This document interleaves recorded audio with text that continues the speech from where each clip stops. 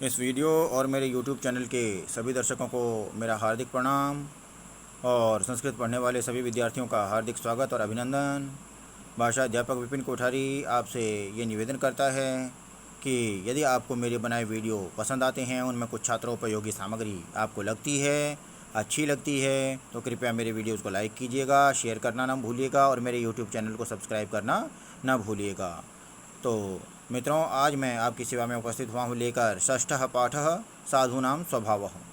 ये कक्षा 9 का छठा पाठ है, साधूनां स्वभावः, साधुओं का स्वभाव, सज्जनों का स्वभाव। तो इसके बारे में देखिए, आज हम इस पाठ का अभ्यास और अनुवाद दोनों ही सीखने का प्रयास करेंगे।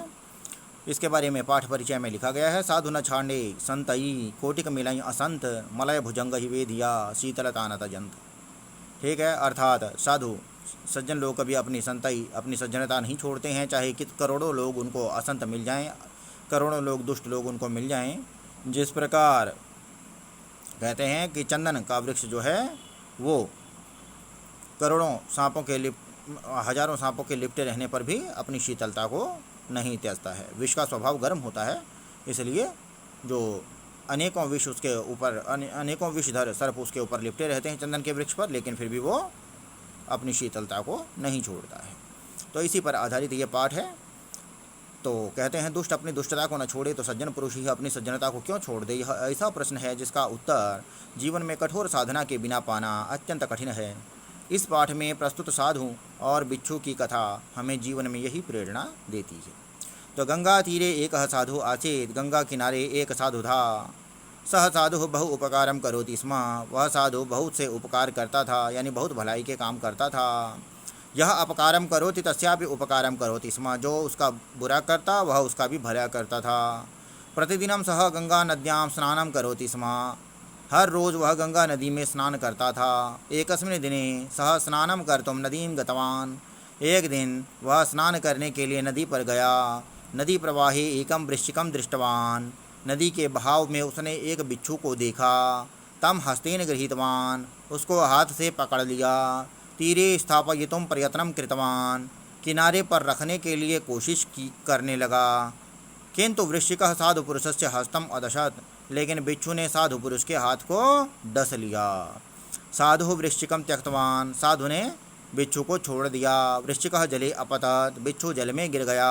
पुनः साधु वृश्चिकस्य पीड़ां पश्यन् तम गृहीत्वा हस्ते स्थापयितुं प्रयत्नं कृतवान्, फिर से साधु ने बिच्छू की पीड़ा को देखा और उसे पकड़कर हाथ पर रखने का प्रयत्न करने लगा। किंतु वृश्चिकः हस्तम अदशत, पुनः वृश्चिकः हस्तम अदशत, लेकिन फिर से बिच्छू ने हाथ को डस लिया। एवं अनेक बारम साधु वृश्चिकम गृहीतवान, इस प्रकार अनेक बार साधु ने बिच्छू को पकड़ा। वृश्चिकः अपि पुनः पुनः साधुम अदशत, और बिच्छू ने भी बार बार साधु को डसा। नदी तीरे एकः पुरुषः आगच्छत, नदी किनारे एक पुरुष आ गया। सह साधुम अवदत, उसने साधु से कहा, साधु महाराज अयम वृश्चिकः दुष्टः पुनः पुनः दशति। साधु महाराज, यह बिच्छू दुष्ट है, बार बार डसता है। भवान किमर्थम तम हस्ते वृथा स्थापयति, आप किस लिए उसे बेकार में हाथ पर रख रहे हैं। वृश्चिकम त्यजतु इति, बिच्छू को छोड़ दीजिए। साधु उक्तवान, साधु ने कहा, वृश्चिकः क्षुद्रः जंतु, बिच्छू जो है वो क्षुद्र जंतु है, नीच प्राणी है।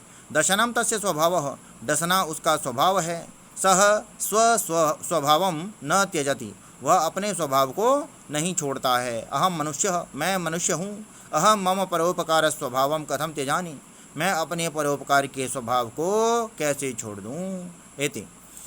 तो तदा सह पुरुषः उक्तवान्, तब उस पुरुष ने कहा, यह अपकारिषु अपि उपकारम करोति सह एव साधुः भवति, जो बुरा करने वालों पर भी भला करता है, जो बुरा करने वालों पर भी उपकार करता है, वही साधु होता है। तो अब देखिए इसके संपूर्ण पाठ पर आधारित प्रश्नोत्तर। तो कहते हैं, गंगा तीरे कह आसीत, गंगा किनारे कौन था। तो गंगा किनारे कौन था भाई, साधु। इन्होंने खुद ही उत्तर दे दिया है। नदी प्रवाहे कम दृष्टवान वृश्चिकम दृष्टवान, नदी वृश्चिकः कस्य हस्तम अदशत, साधु हस्तम। साधु वृश्चिकम केन गृहीतवान, हस्तेन।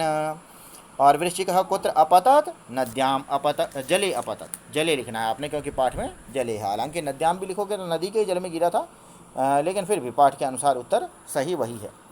फिर देखते हैं करोति उपकारम, फिर कहते हैं गतवान तो नदीम गतवान, त्यजतो वृश्चिकाम, अदशत हस्ताम और अपतत हस्ते। जले होना चाहिए था यहाँ पर, लेकिन हस्ते गलती से छप गया होगा, हमने इसी से मिलान कर दिया। फिर तो देखिए मंजूषातः शब्दम चित्वा, तो पेटी में से शब्दों को चुनकर रिक्त स्थानों को भरना। एक साधु गंगा तीरे आसीत, फिर वृश्चिकः जले अपतत, साधु वृश्चिकं गृहीतवान, अहम मम परोपकार स्वभावं न त्यजामि, साधु वृश्चिकं स्थापयितुं प्रयत्नं कृतवान।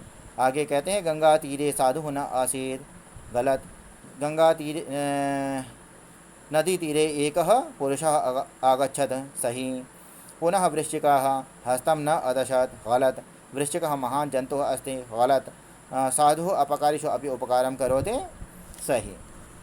अब देखिए उसके बाद करोति में कहते हैं क्रि धातु लट लकार प्रथम पुरुष एक वचन, तो अदशत में दश धातु लट लकार लंग लकार और प्रथम पुरुष एक वचन। अपतत में पत धातु लंग लकार फिर प्रथम पुरुष एक वचन। त्यजामी में त्यज धातु फिर लट लकार उत्तम पुरुष एक वचन। भवति में भू धातु लट लकार प्रथम पुरुष एक वचन। और पठसी में पठ धातु लट लकार मध्यम पुरुष एक वचन। अब कहते हैं त्वा और तुमुन प्रत्यय को जोड़िए, तो ग्रह धनत्वा गृहीत्वा, तो क्री के साथ त्वा जोड़ेंगे तो कृत्वा, पठ के साथ त्वा जोड़ेंगे तो पठित्वा, त्यज के साथ त्वा जोड़ेंगे तो त्यक्तवा, त्यक्तवा ध्यान रखिएगा है। उसके बाद ग्रह धन तुमुन गृहीतुम, क्री धन तुमुन कर्तुम, पठ धन तुमुन पठितुम और त्यज धन तुमुन त्यक्तुम।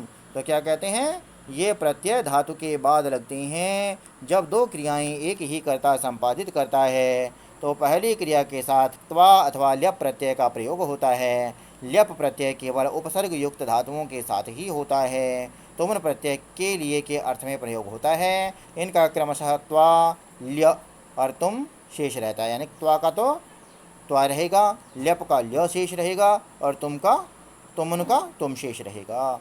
जैसे रामः विद्यालयं गच्छति पठति, रामः विद्यालयं गत्वा पठति, सः हस्तं प्रक्षालयति खादति, सः हस्तं प्रक्षाल्य खादति। और रामः विद्यालयं गच्छति पठति, तुमुन प्रत्यय के प्रयोग में रामः पठितुम विद्यालयं गच्छति। तो पहले में हो गया राम विद्यालय जाता है पढ़ता है, राम विद्यालय जाकर पढ़ता है, वह हाथ धोता है फिर खाता है, हाथ धोता है खाता है, और वह हाथ धोकर खाता है। राम विद्यालय जाता है पढ़ता है, राम पढ़ने के लिए जाता है पढ़ता है, राम विद्यालय जाता है पढ़ता है, और इसमें बन जाएगा रामः पठितुम विद्यालयं गच्छति, राम पढ़ने के लिए विद्यालय जाता है। तो आशा है आपको ये पाठ समझ आया होगा। पाठ को ध्यान से सुनने के लिए आपका धन्यवाद। वीडियो को यहीं समाप्त करते हैं। नमस्कार।